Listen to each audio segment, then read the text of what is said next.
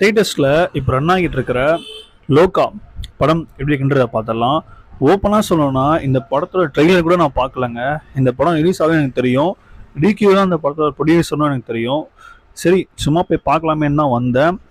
ஆனால் எனக்கு சீரியஸாக சர்ப்ரைஸ்ங்க படம்.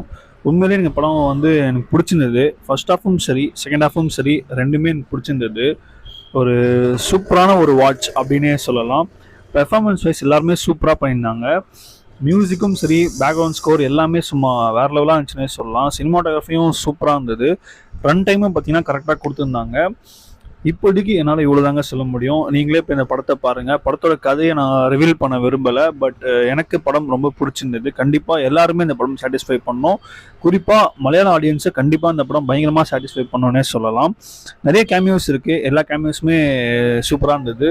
நல்லா இருந்துச்சுன்னே சொல்லலாம். ஓவராலாக இந்த படம் கண்டிப்பாக நீங்கள் தியேட்டரில் போய் பார்க்கலாங்க. நிறைய தியேட்டர் மூமெண்ட்ஸ் இருக்குது. கண்டிப்பாக உங்களுக்கு டிசப்பாயின்மெண்ட் பண்ணாது. என்ஜாய் பண்ணி பார்க்கலாம்.